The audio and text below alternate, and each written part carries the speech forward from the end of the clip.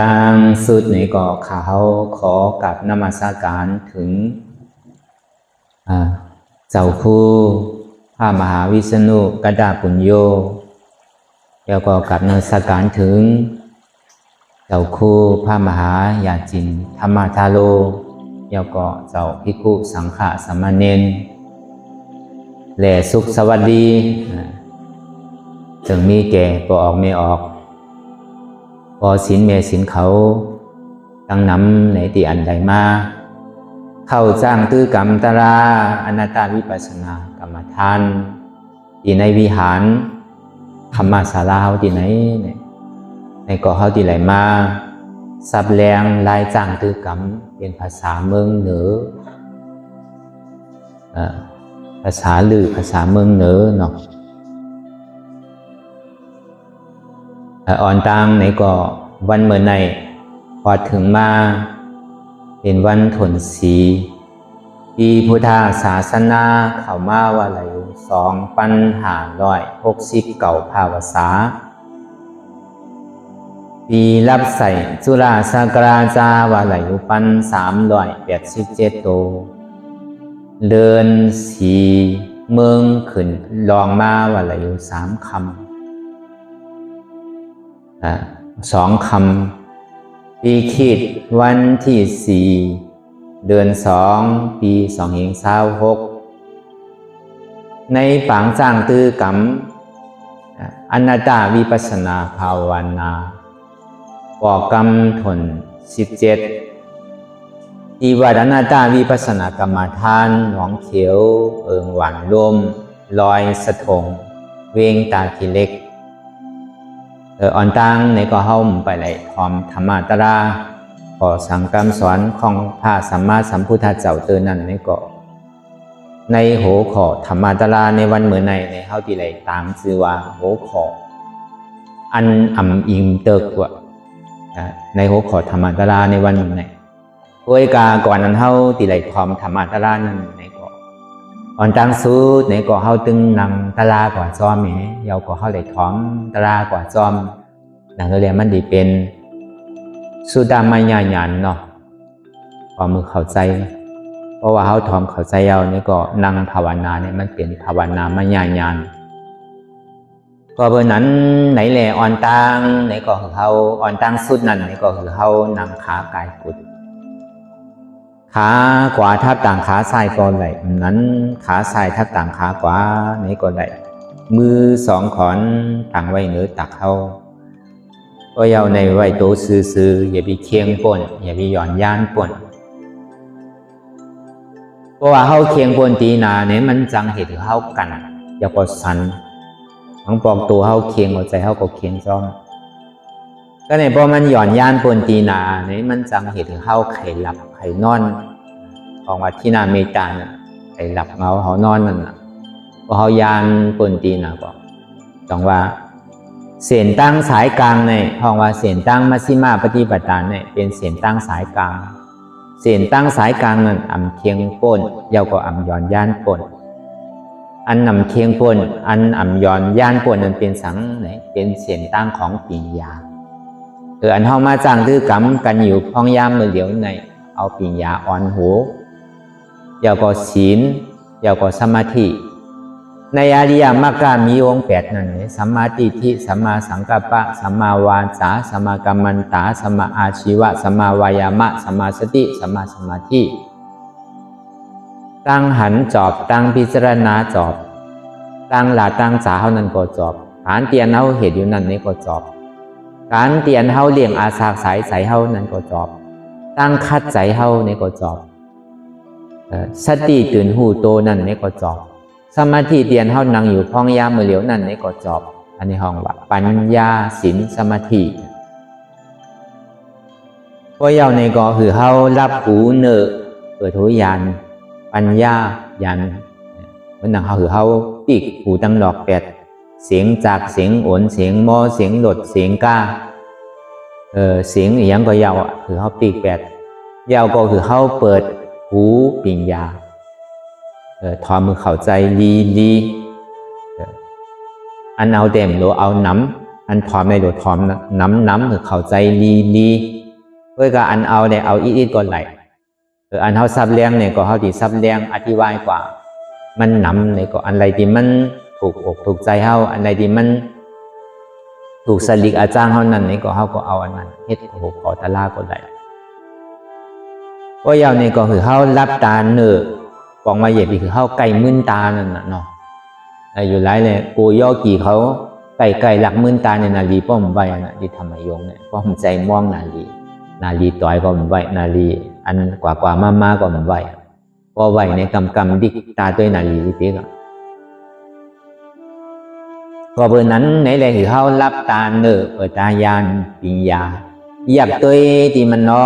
วิญญาณอันห้องว่าใจผู้อันไรเดียเสียนันที่มันปอเกิดขึ้นเป็นมานั่นนี่ก็คือเฮาหมอวางเป็นอนัตตาวางที่อันใจหูนั้นก้วยกาวอันตั้งเฮายังไปหันเจ็บไปหันตุกขาไปปองแจงแรงใจอนัตตาเท่านั้นนี่ก็คือเฮาตัวติลมเผยใจของอันตั้งเผยใจเข่ายาวก็เผยใจออกยาวเผยใจเข่าดึกเผยใจออกดึกเพราะว่ามันเข่ายาวเฮามันจังวนซื่อในเกาะก็เข่ายาวก็เกิดก็ออกยาวก็ตายก็ป้องยาวก็เวียบก็เวียบยาวก็ป้องยาวก็เกิดเวียบยาวก็ตายใจว่าตัวสิไหนกว่าติดใจเฮามีปัญญาวนตัวดีก็เบื่อเขามีรองตั้งหันผิดมีรองตั้งเจนจ้าพิจารณาผิดไว้ว่าตัวเขาเนี่ยมันเป็นของเขาเนี่ยเปิ้นว่าเขาเถ่าเขาก็ยุ่มว่าเขาเถ่าเปิ้นว่าเขาเป็นย่อกาตั้งน้ำเขาก็ยุ่มว่าเขาเป็นย่อกาเปิ้นว่าเขาจำตีตายเขาก็ย่ำยุ่มว่าเขาไปตายง่ายๆเจอเนี่ยก็เอาในใจดึกๆว่าเนี่ยก็อะไรก็อาบเหมือนหนังตีมเถ่าอาบเหมือนหนังตีมเป็นย่อกาสังอาบเหมือนหนังตีมหมอตายบอกก็เบอร์นั้นในป่วนปีป่วนเดินป่วนวันมาต่อถึงท้องย่ำเบอร์เหลียวในอันกว่าก็เป็นกว่าอันตั้งเข้าหนุ่มกว่าเถ่ากว่าเหมือนหนังเข้ากว่าเพื่อกายยังกามดีเดียนเขายังตึงมีอาสาสายใจอยู่นี่แหละเขาก็ยังตึงมีส่วนไหลส่วนเป็นตาดีไหลจังคือกำตรานเนี่ยตามเขาดีอยู่เนี่ยเมื่อเหลียวเนี่ยสังว่าเขาตายกว่าเยานี่ก็เขาหมู่หัวเขาติมีโอกาสมีข้าวยำด่านเขาติเลยมาจ้างคือกรรมปฏิวัติเนี่ยนั่นในหือเขายานปียาวนทัดสางตัวดีว่าถือกันวันนั้นเพราะว่าเขาอุบเปิงไหลเต้ในอุบเปิงตัวล้มถือใจตัวเข่าเยี่ยวอย่าไปหือมันออกเยี่ยวอย่าไปหือมันเข่าป้องเยี่ยวอย่าไปหือมันเบียบเยี่ยวอย่าไปหือมันป้องเพราะว่ามันเป็นของเขาเต้ในเขาดูอุบเปิงไหลก็เปว่ามันใจของเขานั่นน่ะเข่าเยี่ยวออกก็มันได้ออกเยี่ยวเข่าก็มันได้ตองเดียนมันป้องอยู่นั่นไหนเบียบขึ้นก็มันไหลตองดีมันเบียบกว่านั้นป้องขึ้นไหนก็มันไหลอันมันจำตัวเขาดีๆเนี่ยเดียมันเข่าออกอยู่เนี่ยเขาย่ำอูเปิงไหลต่างเจอต่างดองในเขาติกาอูเปิงไหลเนี่ยมันเป็นไหลก็เบอร์นั้นเดียนเขาตัวมาในรวมเผยใจเขาออกของเขาเนี่ยมันเป็นทานร่วมมันหนึ่งแค่ที่มันเข่ายาวออกยาวเข่ามันมีสังเตมันเป็นสังเตตีกาอูเปิงพองมันไหลก็มันเป็นไหลก็เบอร์เสนั้นในอันตีเขาตัวสิไหนหรือเขาหู้ว่าตั้งแต่โหถึงตีนตั้งแต่ตีนถึงโหเนี่ยมีอะไรที่เป็นของเขาเตมันเป็นอนัตตาเมื่อโหหลวงเหงาเพิ่งมันจังเหตุสังในก็เอาอันไหนจิ้มตัวมันนอนตั้งก่อนเนาะกรรมปยาเขาก็ว่าถึงหลอนมันก็ในสองมาเนี่ยเพราะว่ามันเจ็บมาในถึงใจมันดีผิวใจมันดีพงดีผิวใจมันพงกว่ากาวากาเป็นเจนจ้ากว่ากาวากาเป็นกรรมก็เจนจ้ากว่าตั้งหลังเนี่ยกรรมปยาก็เจนจ้ากว่าตั้งไหนตัวเขาเนี่ยอยู่ตีนไหนใจเขาในมังปอกพวกก็อยู่เจียงตุงมังปอกปอกเมื่อเจียงหุงมังปอกปอกเมืองตองเกี้ยวมังปอกปอกกว่าตาขี้เล็กปอกกว่าเมืองพงตัวเขาได้อยู่ดินไหนใจเขาประกาศถึงเพื่อนนั่นกล้วยกาธรรมลาของใจอันวานนั่นกึดกำเดียวหรืออย่าไปเปวนปนตีปนเหลือหนารู้บ้าอะไรมันจึงเป็นทุ่งจามมัน กวยกามันว่าไหลเสตาเนี่ยก็ใจเตียนมันเป็นอยู่นั่นคือผู้หันตั้นจอมที่มันเป็นอยู่อ๋อเมื่อเหลียวในใจเฮาตึกวนลองตั้งหลังอยู่รู้ในตึกเจนจ้าลองตั้งหลังอยู่รู้ในลองตั้งหลังเนี่ยมันสุดเสียงยาวเอาขึ้นได้เท่ากับวนเจนจ้าอยู่ก็มันมีอติเปสังมีพรดีสังมีประโยชน์จะน่าสังก็เบอร์นั้นในเฮาก็ซ้ำขึ้นเมสอนตัวสอนใจเฮาขึ้นอันไรมันถูกตีวนอันไรมันถูกตีวนอันไรถูกตีจ้อมเนี่ยอันไรมันถูกตีจ้อมอันไรถูกตีเอาอันไรซ้ำถูกตีแปลกนั่นก็เฮาก็โลหมอแทบตัดสินใจหมอปล่อยผ่าว่างไหลพอเฮากลุ่มก็เอาใจเฮาว่าเนี่ยมันยาวนิดบอกมันกว่าดีติ๊กอ่ะกว่าลองไหลเหลืองไหลตากำน้ำในใจเฮามันจันโดงดังไต่นิดติ๊กอ่ะมันเหมือนบางหินอ่ะเพราะมันวืดลงดังกว่าโจมก็เบอร์นั้นไหนใจเดียนมันเปลี่ยนอยู่นั่นมันวนตั้งหลังเจียนจ้าตั้งหลังนั่นนี่ก็มันสุดเสียงยาวมันเอาขึ้นได้ก็ดีแตกนี่ก็มันเหมือนหนังคนที่มันตายเอาที่หือปอกขึ้นมาก็มันเป็นได้เหมือนหนังเข้าถมน้ำลายตกลงลีนยาวนี่ก็ที่ปอกเก็บกินขึ้นก็มันได้มันเป็นของเอเศษมันเป็นของรีเวยดีหางดีจากไว้ใจที่ไหนอันดีบานเนี่ยเฮาสำคัญเมสอนตัวสอนใจเฮาพอเฮาหมู่ฮู้นี่ก็พอเฮาฮู้ก็แค้นเด้อเฮาหมู่ฮู้นั่นน่ะพอเฮาฮู้มานี่ก็แค้นเด้อเฮาติ่มบนกว่ากาวากาเป็นหมังบอกนี่มันมานั่งนี่มันนั่งปนตาตีเพราะว่าใจมันปิววนลงไต่ลงเนื้อก็ปนกว่าเมื่อไรเมื่อนั้นก็โลกเพราะเป็นสินั้นในมันติเสขิงเสข้าวเสยามเฮาน่ะคือมันหันอันเตอันเตียนเฮาวนอยู่อันที่ว่าตั้งหลังปนมาเนี่ยมันเตเอาอ่ะมันเยาว์อยู่กวยกะธรรมดาของใจอันวันนั้น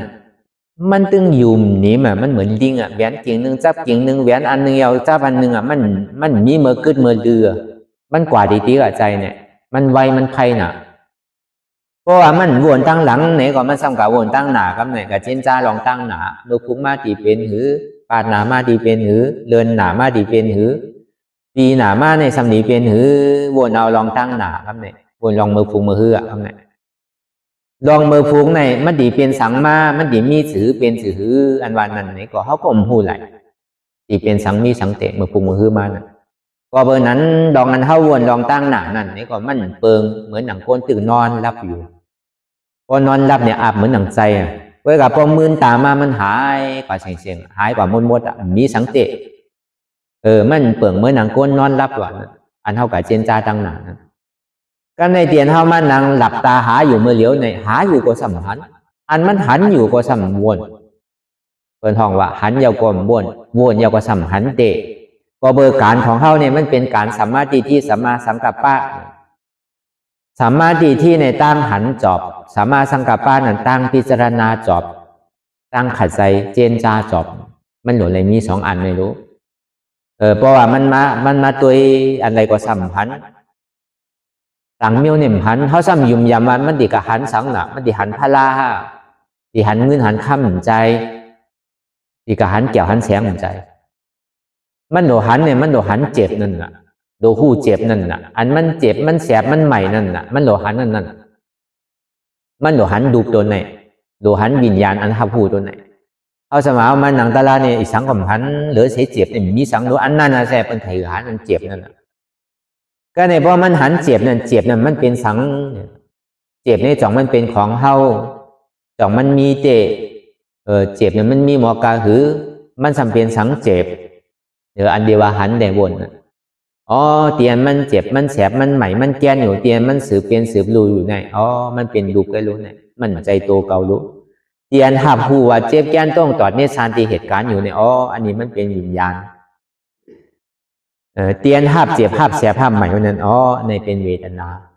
กล้วยการเนี่ยเขาว่าเปิดมันกำก่อนป้อมใจมันดียาวที่ทิกตะลาก่อนก็เบอร์นั้นไหนก็ในใจเนี่ยมันปิวกว่ากาวากาเป็นกำพ่อก็ยาวก็เจนจ้าตั้งหลังกำพ่อยาวเจนจ้าตั้งไหนกำพ่อยาวก่อมเจนจ้าสังวนสังกำก็วนกว่ากาวากาเป็นเอาตั้งหลังมาสุนสารรอเลกันนี่แหละวนกว่าเจนจ้ากว่ามีขอบมีแหลนก็เพื่อสังใจเนี่ยพ่อเป็นตันในตันเด้อป้อมทิ้งไหลป้อมคุ้มไหลเนาะเหียงป้อมสงบเหียงป้อมกัดเย็นการสงบการกัดเย็นมันเป็นสมาธิมันเป็นสมาธิก การนั้นเท่าเฮ็ดอยู่พ่องย่ามมือเหลียวในมั่นใจเป็นสมาธิมั่นใจเป็นสมาธิมั่นใจว่าเฮ็ดถือใจกัดเย็นใจถือมันหูตามสภาวะเตียนมันเป็นอยู่ใจว่านั่งถือมันกัดเย็นนั่งถือใจสงบใจเพราะว่าใจสงบเนี่ยมันเป็นสมาธิมั่นใจเป็นวิปัสสนามันตึงหันตึงวนตึงว่านตึงหันตึงหูตึงวนตึงว่างเหมือนที่กับการวิปัสสนาเนี่ยหันอยู่ผู้อยู่เดี๋ยวก็ยอมหักว่างถือเป็นอนัตตาการวิปัสสนาเนี่ยมันดีไรเป็นสิไหนดีไรเหตุการณ์มันดีๆอันหนึ่งปอมาเนี่ยก็ว่างแปดเกิดขึ้นตั้งอยู่ยังก็รับกว่าเกิดขึ้นตั้งอยู่ยังก็รับกว่าอันสภาวะที่มันเป็นอยู่ตามสภาวะยุคธาตุนามธาตุเวทนาธาตุรูปธาตุวิญญาณธาตุเวทนาหน้าธาตุเรียกว่าธรรมะธาตุกล้ามเท่ากับซับเลี้ยงอันมันลึกกว่าทีเดียมันในอันที่ว่ามาดังเสียงในก็ไขคู่ว่าใจเดียมันเป็นอยู่เมื่อเหลียวเนี่ยอันที่เฮายุ่มว่าเป็นหมักโหใจเก่าอันว่านั้นก็เปิดในโลกล้อกาหลงในอันเฮาหักหนาหรือเปิดในเป็นตัวเฮาอันปออันนั้นเนี่ยเฮาไกลว่าเฮาหักลูกเฮาหักล้านเฮาหักปีหักน้องเฮาเฮามันผ่าเขาไหลเขามันไปเปโตเตอเนี่ยพอเอาเตมาเนี่ยพอมันเจ็บมันกดมันขึ้นมาเนี่ยมันหักไผมันหักตัวเจ้าเก่าหรือเปินเพราะว่าหักตัวเจ้าเก่าหรือเปินไหนก็หลกเอาตัวเจ้าเก่าเนี่ยป่วนการนั้นเฮาเฮ็ดอยู่พองยามมือเหลียวเนี่ยมันเป็นอัตตาหิตะปาราหิตะเนี่ยเฮาเฮ็ดมาหนำยาวะปุนตาคนดังหนำนั่นข้าวยามอายุอาสาเขาก็จำมาลอยมันเป็นขนปลายเป็นร่อนอันเฮามานั่งสั่งตื้อกำตะลามือเหลียวเนี่ยปฐมมาอายอยตุติยาอายอยกำน้ำในเป็นตาติยาอายอยเสียงเพราะว่าถึงข้าวยามตาติยาอายอยมาในมันโดยเฮ็ดอัตตาหิตาวะโดยเฮ็ดปุนตาโตน้ำวะปุนตาก้นดังน้ำเนี่ยก็เขาเห็นมันน้ำเราเห็นเมื่อไรก็มันเย้าเพราะดีว่าตันไหนก็เมื่อไรก็มันหมอตันหิปอกต่างแต่นเขากล้ามาต่อถึงเมื่อเหลียวเนี่ยต่างแต่ในถึงตายก็ไม่ไปตันเพราะที่หือมันตันเพราะห้อมหิมจิงหิงข้าวหิงยำมันเนี่ยมันท่านไรเห็บปอกตอนหนังปังตะลาอนัตตาวิปัสสนาน้องเขียวเนี่ยเขาว่าปังตะลาใหญ่1 ปอกปี1 ปอกได้น่ะโดยกาเพราะว่าปังตะลาในว่า3 เลินเนี่ยเขาพอเปิดประตูปัญญารู้เขาพอเปิดประตูนิพพานปัญญาน่ะมันเหมือนหนังอันเขาอย่างเหตุไว้ที่วิหารการจ้องเขาน่ะมันมีเปิ่นแต้มทางแต้มคงไว้พระพุทธเจ้าเขาอยู่ในเฮอซัมพอดงว่าเจ้าสังฆาเขาเจ้ายาหานตาเขาอยู่ในเฮอพายก่อนในนำเมลงมาเลยแต่กาเขากลัวไม่ออกซาเท้าเขาไผดิบมือนี่ป้านนี่กัดเย็นเขามาเลยพอดิบมือจอมก็ไข่มืออยู่ค่ะพระสัพพัญญูพระพุทธเจ้ากวยกาพอดิบมือก่อนเดียวสมัยใจขาหน้าก็สำหนูตัวรู้ดูก็สำหนูตัวรู้ล้านก็หนูตัวรู้หลดเคิงก็หลดตัวรู้กาก็หลดตัวรู้จะไหนลูกหลานเขาอกจากพวกของเงินคำว่าเอามือจ้อมไหลขาไหลเนี่ยเพราะเป๋ใจก็มาหังก้อยก็แหละอย่าไปโกมันอึบอย่าไปโกว่ามันมีเขากินอย่าไปโกว่ามันมีค่าขี่อย่าไปโกว่ามันได้รับดีนอนดีใจนี่ป่าเนี่ยมันกัดเย็นนะมีอันแตกมาเลยเพราะเป๋ใจก่อนเพราะเป็นนั้นแต่ก็ไปไข่มือเจอเอาแต้มทางไว้รู้ที่วัดตั้งเมืองเจียงตุงเฮาเนี่ยตั้ง12 ปันนาเขาแต้มแล้วน่ะพอดีเขาวิหารมาเนี่ยเป็นแต้มไว้รู้นั่นพระพุทธเจ้าเฮาอยู่ในเฮือสังพอยแหละพ้องเอาสัตวะตั้งมือตั้งเสียงมือพระดิมือนิพพานก็อะไรก็ซ้ำพร้อมเดิมวันนี้ก็เบอร์นั้นเนี่ยเฮามาหนังตะลานนั่นนี่ก็เฮาปล่อยผ่าว่างแปดอดีเปมันนั่นเฮาอย่าไปคุกใจไหลขอไข่ใจไหลเฮ้ยอย่าไปคุกใจไหลตั้งกาตั้งขายเฮาเอาว่างไว้กำหนึ่งก่อนโอจาตั้งดอกนั้นมันเป็นที่อันยาวอันสุดเสียงอันในเฮามาหาโอจาเยตนาตั้งในของเฮาป้าใจป้าคอเฮ็ดทำตะลาคืออะไรก็เบอร์นั้นไหนแหละอันตีวาดีปองมันในนี่ก็ไขหูว่าใจเดียนมันเป็นอยู่พ้องย่ามมือเหลียวอันเฮาว่ามามือเจ้าน่ะหักหนาหรือเปิ้นเนี่ยมันคืออันเฮาหักตัวเฮาว่ะอันเฮาหักหนาหรือตัวเฮาในสำคืออันเฮาหักใจเฮาว่ะก็เบอร์นั้นเนี่ยอันเฮาหักหนาเนี่ยมันสำหักเฮาน่ะเจนจาด้วยดีรู้ตัวเฮาเนี่ยเฮาหักมันหนาเนี่ยเฮาลุ่มหน้าปัดโปสุกซีปันมันหนังหือมันตีหางลีหางงามหนังหือเนี่ยมันตีอยู่ได้ปีมันหนังหือเนี่ยมันตีอยู่ลีกินหวานเนี่ยเขาก็เหตุมันกูเจอกูลองเวลามันหักเฮาน่ะเฮาซ้ำไหลปอดได้ซุปได้สีได้ถ้วยได้ใส่ปันมันหลัวออกปันมันเนี่ยมันหักเฮาอีกตัวเฮาเนี่ยเฮาได้หักมันสุด ก็เบอร์สังเนี่ยพอเป็นตันนั่นเปิ้นหากเข้าก็อย่าพิหากเปิ้นนั่นเนาะเข้าก็หมอปล่อยผ่าวางกำหนึ่งมั่นใจของเขาดูไหนเนี่ยปล่อยมือละมั่นใจของเก่าเสียงทั้งกันเนี่ยไว้ใจอยู่ในกำหนึ่งตัวเนี่ยใจเนี่ยก็มั่นเปิ่งเหมือนหนังตัวหนังเก่าอันเขาอยู่มาใจเก่าเป็นใจเก่ามาโหใจเก่าเนี่ยอันนั้นก็ใจเขาเนี่ยเพราะว่ามันเป็นของเขาเต้นเขาโหลดสั่งมันไหลรู้เขาโหลดจีมันไหลรู้เหมือนเขาไข่ไหลไข่เป็นนั้นเขาวนซื้อก็คือมันเหมือนใจเขากูเจอเหมือนไหลรู้นั่นใจอันที่เขาเป็นนั่นก็เปิดนั้นไหนแหละใจเนี่ยก็มั่นใจของเขาเนอคือเขาหมอปองแจงในอันใจจีไหนมันเป็นอนัตตาจังอุปงไหลก็ในสามมาในบางสิ่งบางข้าวบางยามเนี่ยก็เปียวมนเซอยุ่มโขบางสิ่งบางข้าวบางยามนั่นนี่ก็ขี้ใจมองใจอ่ำดีใจหุบใจหายใจห้องใจหายเป็นนั่นมันเป็นในถามตัวในตัวในใจเสาเก่าบางบอกก็โจมหนาบางบอกก็อารมณ์ประมาณหนังตลากรรมเนี่ยประมาณหนังเนี่ยพอเจ็บเอาอะบางบอกมันหนังพอเปียวพอมวนไปอะก็เหมือนกันนะหนึ่งก่อนเด็กก็เวลามันอยู่ไหลหึงกรรมก็ทุกข้าเด้อออกเด้อใจไม่เวลาเมื่อเขานั่งในขานใจอยู่อาบเหมือนหนังมันตีพุทธิขาดกับมดมีสังอ่ะเวลาพอเขาปอตลามามันหายกว่าตั้งไรมดก็มโหก็เบอร์สังเนี่ยก็เบอร์มันเป็นตลานั่นสิที่เขาห้องมันหนูมันก็มาหาเขานั่นเขาก็โดดตัวมันหนูก็เบอร์นั้นไหนเอาธรรมราของโลกโลกาวานั้นแต่ก็ทุกขาเพราะมันก่อเกิดขึ้นเป็นมาเนี่ยก็อะไรก็กลัวอันกลัวเนี่ยมีเกาะทุกขาเนี่ยอันเจ็บอันเสียบอันใหม่อันแก้นอันทุกขาขานใจเนี่ยก็อะไรก็กลัวอันสุขานั่นก็อะไรก็เจอกันมีที่ไรอยู่หวานไรเมืองไรก็เดียนหาเมืองในเป็นเปียวเป็นมวลวะเฮ็ดอันในรายการดีวะในเงินในคำดีวะกว่าที่ในแค้นดีวะอยู่ที่ไหนเปียวมวลเนี่ยก้นก็ซ้อขาอันเปียวอันมวลโกนเฮาธรรมดาของโกนเฮาเนี่ยมันเจออันมวลอันเปียวมันสำควรทุกขะเหมือนหนังนำเนี่ยไหลลองซ่อมนำก็ในอันธรรมดาของโลกโลกการนั้นห้องว่าโลกตลาอันนี้เขามาพึ่งที่อันมันธรรมดาโกนในโลกโลกการเนี่ยมันจอมนำไหลลองซ่อมนำอันเฮาเหตุธรรมดานั่นเนี่ยอันมาจังคือปฏิวัตินั่นเนี่ยเฮาสัมสารคัดไหลขึ้นนำ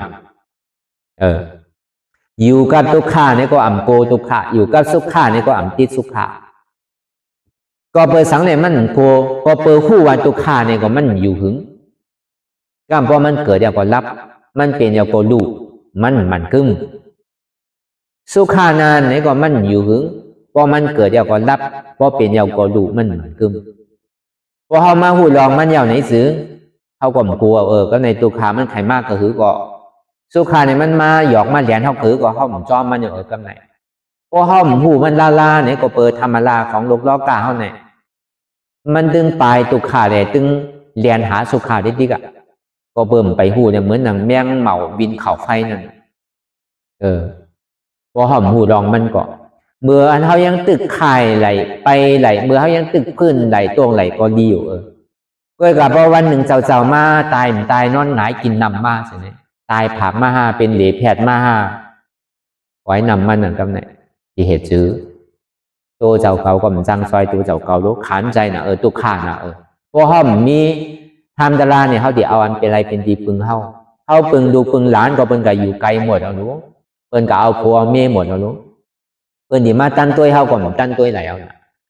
ถึงดีกรรมนึงส่วนมาเนี่ยก็อยู่ไผอยู่มันนั่นน่ะเพิ่นก็ทำมีหนำหนูตีเมสายก็มีตีตะกิเล็กก็มีตีเจียงตุงก็มีตีเจียงหุงก็มีน่ะเฮิรนใดก็สำหรับตัวน่ะลูกก็อยู่ก็ดีก็ตั้งดูตุกขามีหนังว่าทำตุกขาน้ำหนังเก่าเพราะเป็นสินั้นมาเนี่ยตีปึงสังไหลเตะจองว่าอาตาฮีอาดานอนาโทเนี่ยตัวเจ้าเก่าก็ว่าตีไหลปึงอิงตัวเจ้าเก่าเนี่ยมีไผตีมาเป็นตีปึงอิงเท่าไหร่วะก้วยกาตัวเจ้าเก่าตาตีปึงอิงตัวเจ้าเก่าอะไรนั่นเนี่ยเมื่อเพราะว่ามันจังลูกจังหนึ่งมากกว่าปึงอิงไหลนังเก่าตัวเจ้าเก่าเนี่ยก็จังปึงอิงไหลซื้อสิติเพื่อนป้อมไหลรู้กว่าก็ป้อมไหลเอานะเพราะขามันดีมือมันดีมาในดีเหตุซื้อซ้ำดีไหลปึงอิงสางในปึงอิงทำตัวเจ้าเก่านั่นป้อมมีทำป้อมมีดาราเนี่ยมันจะเอาอะไรเป็นที่ปึง ก็เบอร์นั้นเนี่ยมันตีเจ็บตีก้นตีขืนกำเจ็บโหเจ็บขากำเจ็บโตกำเจ็บใจกำเจ็บกว่าเสียงก้นดีเป็นย่อกาตั้งเจ็บตั้งใหม่เหมือนเจิงนั้นเลยมันไขกินยาเบื่อตายไปแล้วบ่มันมีธรรมดาใหม่ใจก่อนในใหม่ใจก่อนหนากันนี่ก่อนในนี่ก่อนหนาก็เป็นใจต้อซาเป็นใจล้อผ่าเป็นใจโมหะเป็นใจหมานะก็ใจลองอันไหนเกิดขึ้นมาเนี่ยมันดีจันหรือเฮาลงตั้งใจมันหรือเฮาขึ้นดังเหนือก็เบอร์นั้นอันเฮามาพึกไว้เนี่ยก็เบอร์พึกตาดีคือหมออยู่จอมตาดีปึงอิงตัวเจ้าเก่าไหลตาดีปึงอิงตัวเจ้าเก่าไหลนั่นนี่ก็เฮาเรียกปึงอิงทำตลาดเตียนเฮามาพึกเห็นหูอยู่พองยามมือเดียวอ่ะมันเถ่าก็พึกถึงมันเถ่ามันไปเป็นก็พึกถึงมันเป็นมันไปตายก็พึกถึงมันตายเข้าหลวงหมอเถ่าเข้าหลวงหมอเป็นเข้ามาหลวงหมอตายป้อเถ่าเยาวยีบีคือเปิ้นไหลจังเฮาป้อเป็นเยาวยีบีคือเปิ้นไหลจังเฮาป้อดีตายมาไหนเยบีคือเปิ้นไหลจังเฮาเถ่าเนี่ยก็คือเปิ้นป้อไหลหักเป็นไหนก็คือเปิ้นป้อไหลหักตายเนี่ยก็คือเปิ้นป้อไหลหักตาดีถือเปิ้นไหลหักไหลนั่นเนี่ยก็เข้าโหลมีตะลาอยู่ในตัวในใจเฮายาก็ยาเต็มยาผลเอารู้ยาก็มันหายเอารู้จังเหตุถือหรือเสียเอาทำกันน่ะอันมันยาไหลล่านั่นยาเนี่ยหายนี่เป็นสังเป็นกิเลสาเนี่ยเพราะห้ามยามันหายต่างเสื้อต่างเมี่ยวเนี่ยยาก็ยังหายอยู่เลยด้วยการกิเลสารวันในป้อมยามันถึงหายแต่ก็เบอร์นั้นในหือเฮาปองว่าที่มันเจ็บอยู่เมื่อเลี้ยวก็ยาวตีมันตุขาขานใจมาเลี้ยวนี่ก็ยอมมันใจของเก่ามันเป็นอนัตตาอันนี้เฮาว่าไรสร้างตือกรรมมันนั่นน่ะเนาะกันในเฮาซ้ำขึ้นมาที่โหขอตะลาเตียนเฮาไหลว่าไว้ตั้งแต่โหเหงาตั้งแต่เก่าเหงามานั่นน่ะเฮาว่าอันอำอิ่มเติกไหลเสปอกอันอำที่อิ่มเติงไหลเสปอกนั้นเป็นสังไหนนึงว่าขุนเมืองอันว่านั้นมีมากมีลีเป็นไดหวานไดเมืองยาวเกาป้อยว่าเมืองเก่าเนี่ยเกาป้อยว่าเงินคำในอันวานี่มันมีว่าเมียว่าขุนเมืองน่ะพอมีเงินมีอาณาอำนาจเนี่ยก็ไข่มีเงินมีคำพอมีเงินมีคำเนี่ยก็ไข่มีปิญญาตั้งหมอตั้งหูว่ะหนังหือได้ตับซึกเจ้าเก่านั้นมันตีใหญ่ตีกว้างตีมีก้นน้ำนั่นเนี่ยมันก็เก็บซึกทีเดียวหนังหือได้หวานเมืองมันตีใหญ่ตีกว้างนี่ก็มันตีควักทีเดียวเมื่อนักขุนดกอุบกำพานั่นเมืองอะไรก็มันดีเอาเมืองวัดเอาเป็นของมันเสียงอย่าก่อนหนังหือแต่มันดีเป็นเจ้าเป็นขุนก่อเลียวในโลกกำพาเนี่ยมันก็คัดใจเมียวขุนอันวันมันหมออิ่มเตอร์หิปอกว่าอันในเปิงหนึ่งนี่ภาคการหนึ่งก็ในสองมาในนำมหาสมุทรตะลานวันนั้นฝนตกมาอยู่อ่านโหปีโหเดือนมันนี่ก่อนนำมหาสมุทรตะลานในโดนพังในหมู่นี้ว่ะมันดึงอื่นเอาดีๆว่าเนี่ยนำปังลายเนี่ยอันอิ่มตึกเนี่ยก็ในสามมาเนี่ยกูนั้นมีจูกับฮาวันเนาะหมากตาเนี่ยเพราะว่ามันได้หันจูเนี่ยตัวเมื่อไรก็มันอิ่มว่ะเมื่อเป็นจูกันกับฮาวันเนาะพอเป็นมีเป็นผัวเป็นเมียมาแต่ก็มันป้อมไข่หันกันเนี่ยเมื่อตึกเป็นจูกันแก่อันตัวถึงหมออิ่มนะด้วยกับพอมีแต่หน้าหอโตเฮิรนว่ามีลูกมีลังมาก็อิ่มมากแสเมื่อไปมีก็เมื่อไปไหลก็ตัวเมื่อไรก็หมออิ่มจังว่าหมากตาเนี่ยหันจูนั่นหันก่อหักนั่นตัวเมื่อไรก็มันหมออิ่มนั่นเบอร์มันตึกหักกับเขาว่าพอมันหักมากพอซ้ำดีเวอร์ดีจานนั่นเก่าก็กับผู้มีตั้งหูตั้งหมอปิญญาเซียนวันนั่นพร้อมธรรมะตะลาเมื่อไรไหนก็มันอิ่มว่ะอิ่มแต่ก็มั่วแต่เขาจะเอาเขามานั่งได้ถอมตะลากูวันในเป็น3 ปอก 4 ปอกในพวกไข่อิ่มมาย่อป้อมอิ่มก็เลียเนาะหรือเขาเป็นปิญญาซี่นั่นน่ะเนาะเขาถอมก็อันหนึ่งก็อันหนึ่งลองหนึ่งก็ลองหนึ่งเนี่ยมันดีเข่าอกเข่าใจเขามาอยู่อย่างก็มันมีดีสุดตามไม่ใหญ่อย่างเป็นบัญญัติผู้หันลองตั้งสะพอมันนั่นน่ะพอเขาหูถอมยินถอมเข่าใจเย้านี่ก็เข้าหูเข้าโหลดถามพอเขาถามยาวเนี่ยก็เขาสำรวจต้องแบบพอเป็นวามากเขาโหลดถอมเขาโหลดต้องว่ะพอถอมพอต้องยาวเนี่ยสำรวจเหล็กวนจอมว่ะพอวนยาวในสำรวจเหล็กกระจ้างกระตื้อกำจอมว่ะก็เบอร์นั้นในอันเท่าไหร่มาถอมธรรมะตะรากูวันในวันไหนสี่ขิงตึงดังตะรากับจอมแม้ยาวก็ไหลถอมธรรมะตะรากับจอมธรรมะเปิดการปฏิวัติมันมีดีไร เป็นอันไหลทบหยาบเตะว่าพระพุทธเจ้าเขาก็ไหลเทศนาไว้อยู่ว่าการนั้นมันไหลทบหยาบนาหรือเปิดเนี่ยมันมีหาภาการหนึ่งตาดีไหลมาทบญากรณานิมิตเพราะว่าธรรมะมีสวยนั่นก็ความใจ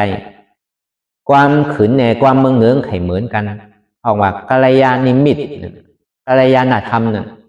มีวาสนาเหมือนกันจ้างตื้อกรรมตลาก็เหมือนกันกว่าดีไรก็ไก่ยากกันเฉยๆว่าเมื่อไรดีในเปิ้นเปิดปังตลาเปิ้นจ้างตื้อกรรมตลานี่ก็ไหลยากกันเฉยๆอ่อนกันบอกกันว่าเฮาเมื่อเขาตลาเนาะเปิ้นเปิดตลาดีไหนเปิ้นเปิดตลาดีนั่น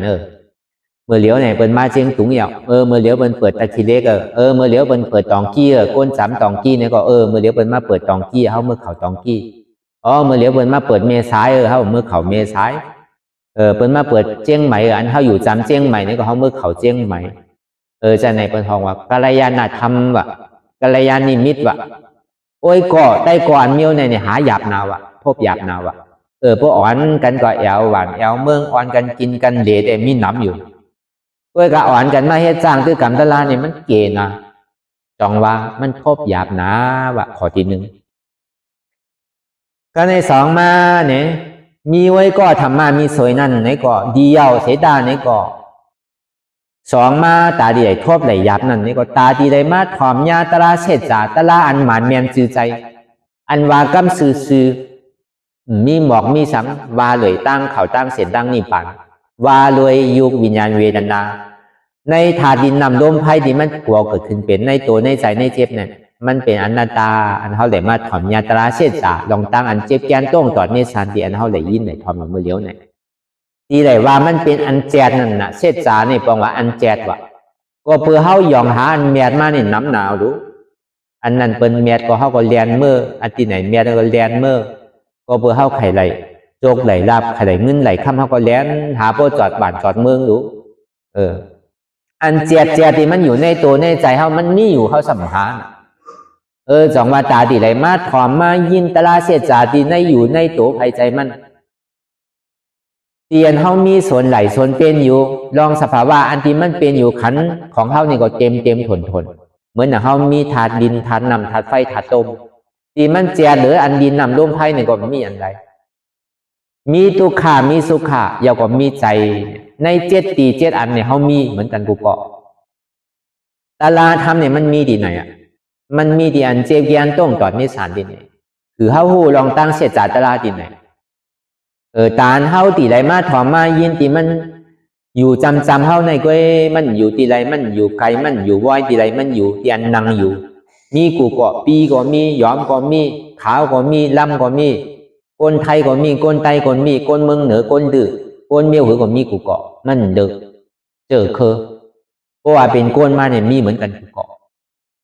อันแจดที่มันมีตาเฮาตีไรมาถอมมายินตีมันเป็นเตมีเตเนี่ยก็เป็นอันหยาบอันในสอง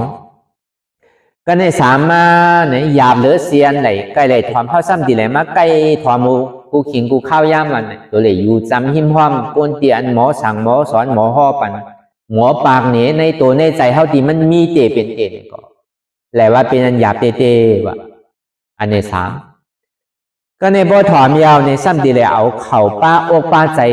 อันที่เฮาไหลทอมไหลยินอยู่ที่มันเป็นอยู่ในเนื้อในตัวเฮาในเฮาซ้ำขึ้นตัวเอาดองตั้งสมาธิที่สมาสังกัปปานั่นมาวนมาหันตัวดีๆตึงหันเนี่ยตึงพิจารณาเนี่ยคือมันก็สม่ำเสมอกันนะมันก็เป็นอันหยาบเตะว่ะ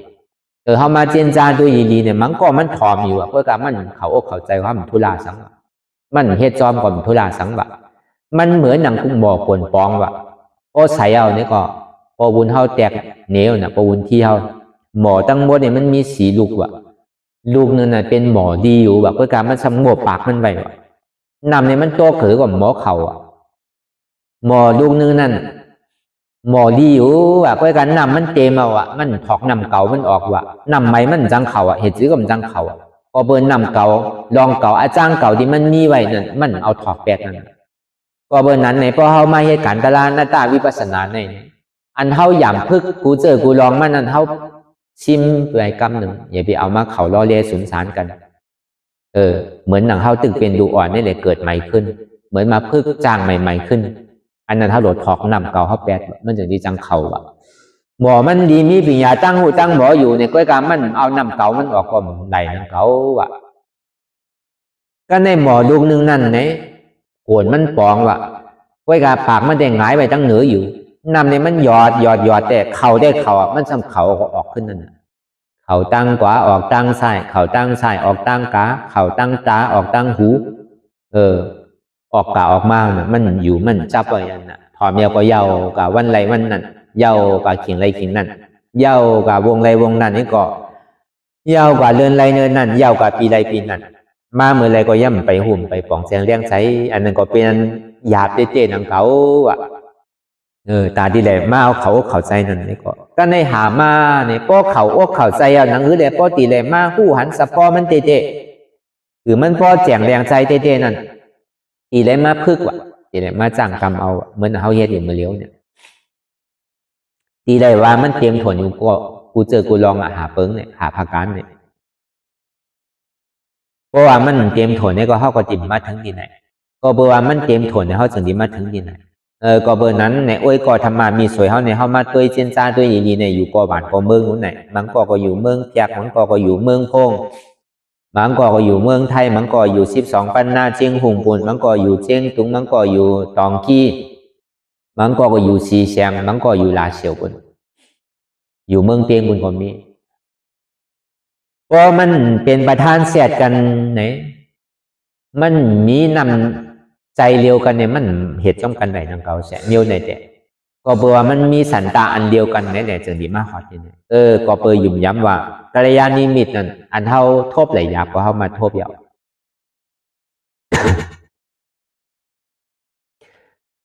ยาวก็เข้าไหลมาถอมตะล่าเศษจากก็เข้าไหลมาถอมยาวย่ำเลยไก่ไหลถอมมูเซวันในเป็น3 ปอก 4 ปอกอยู่จำเนื้อในก็มีทั้งถังแล้วอะเขากว่าหวานเมืองเปิ้นเขายังไหลขี่เฮวินกว่าไหลกว่าเป็นวันเป็นเดือนมันกันรู้อันในเนี่ยเขาอยู่ที่ไหนเนี่ยเขาไหลทอมไหลยินอยู่วันเป็น3 ปอก 4 ปอก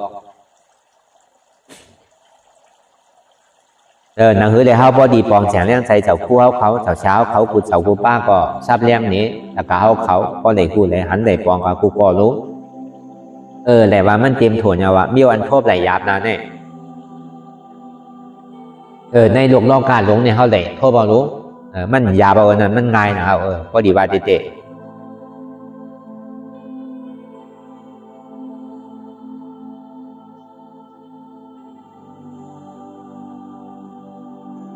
ก็เบอร์นั้นไหนแหละ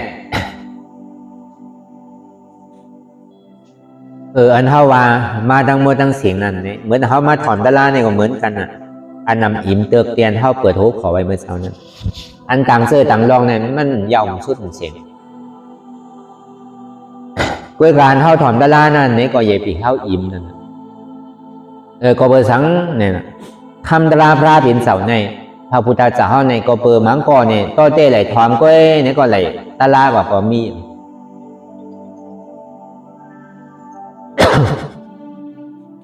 บางก็ในสมัยทอมอยู่วนซ้อม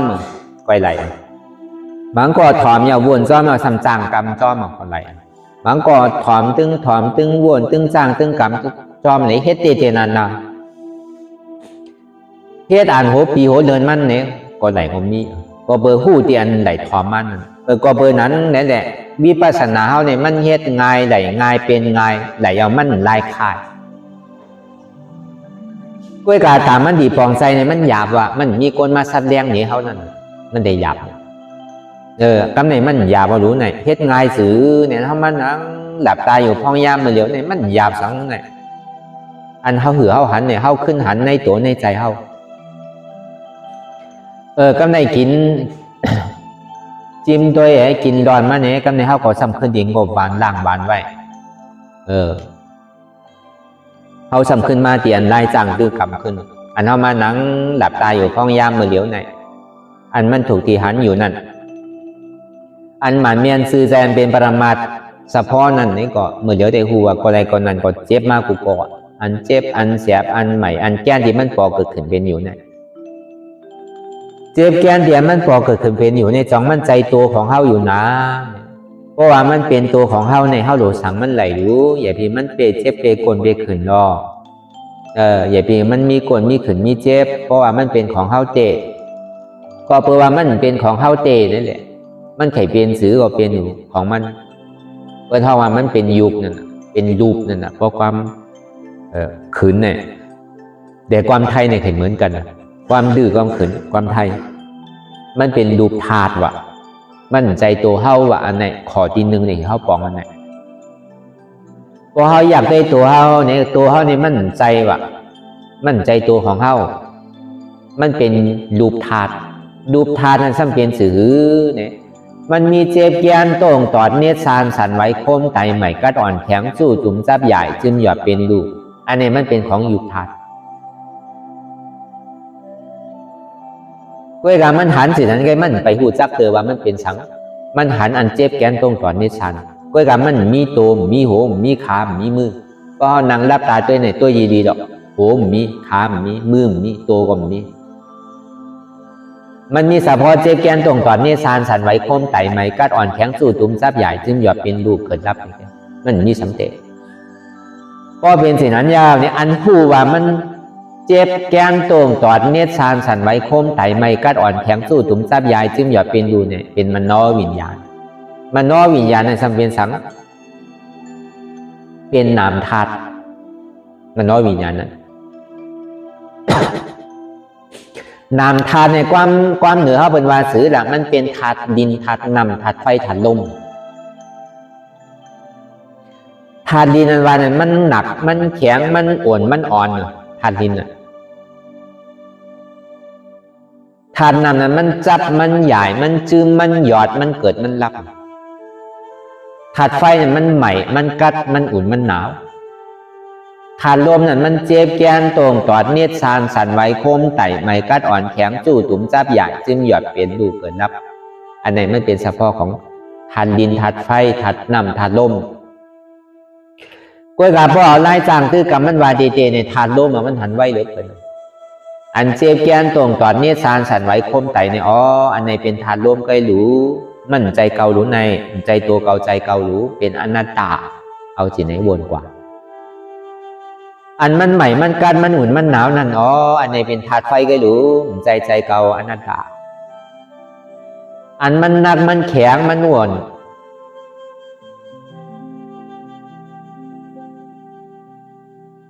มันอ่อนมันเบาหน้านี่มันเป็นธาตุดินก็รู้มันใจเกาอนัตตาอันมันจับใหญ่จึงหยอดเป็นดูในมันเป็นธาตุนำก็รู้มันใจเก่าอนัตตาเอานามธาตุตัวไหนวนวางเป็นอนัตตาอันมันหันเจ็บแกนตรงตอนนี้ฉันมันเป็นยุคธาตุเป็นยุคธาตุอันหูเจ็บแกนตรงตอนนี้ฉันเป็นสังเป็นนามธาตุเพราะว่ามันน้อวิญญาณ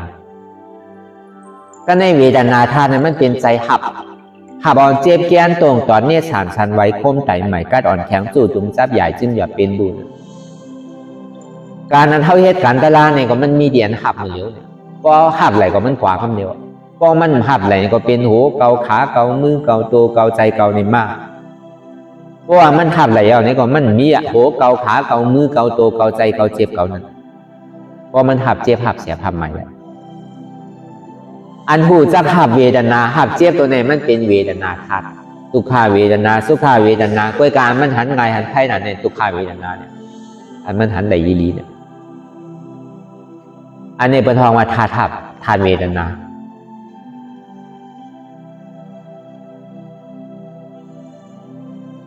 อันมันหูกูเจอกูลองที่มันเป็นอยู่ปออยู่มือเหลียวในมันเป็นสังในมันเป็นธรรมธาตุในยุคธาตุเวทนาธาตุในยุคธาตุวิญญาณธาตุเวทนาธาตุในเอาธรรมธาตุผู้จักมันมาดีโตไหนก็อ่ำใจโตเกาหรูอนัตตามาดีใจไหนก็อ่ำใจเกาหรูอนัตตามันมาดีเจ็บนั่นแล้วเจ็บเนี่ยก็มันใจของเกาหรูอนัตตาเห็นไหมอันเนี้ยลายมันตึงอันเท่าไหร่มาซับเลี้ยงลายจังคือกรรมตึงอันเท่าไหร่จังคือกรรมกว่ามันเป็นลายตาดีจังคือกรรมปฏิวัติเปิดหาตั้งออกปวนทุกขาในเกิดในเถ่าในเป็นในตายเนี่ยก็เบอร์นั้นไหนแหละทำมีเนี่ยก็คือเฮาปอหันทำใจเนี่ยคือเฮาปอหูทำมีหันสังหันตุขาทำใจหูสังหัวตุขาในเป็นอนัตตา ทำมีหันสังหันเจ็บทำใจหูสังหัวเจ็บในเป็นอนัตตาทำมีหันสังหันว่ามันใจโหเกาขาเกาใจมือเกาตัวเกาใจใจเกาใจเจ็บเกามันเป็นอนัตตาทำมีหันเจ็บแก้นตรงตอดเนสานสันไว้โค้มไตใหม่กัดอ่อนแข็งสู้ตุ้มซับใหญ่จึงหยอดเป็นดูทำใจหัวมันเป็นอนัตตาอันในกองเขาวนเส้นตาลอยยาวข้าวยามหึงอย่าบิวาไพ่ปนอย่าบิวาเทิงปนเตียนเท่าหันเตียนเท่าวนเตียนเท่าวนเท่าหันนั่นก็เพียงกันกว่าวนต่อถึงเจ็บนั่นก็สุดวนต่อถึงตุขานั่นก็สุดตัดต่อถึงอัตตานั่นก็ตกพุดขาดกว่าอันไรที่มันพูดพอเกิดขึ้นเป็นมานั่นนี่ก็หือเฮาพอหมอวนวางแทบตัดเป็นอนัตตาสัพพอไหล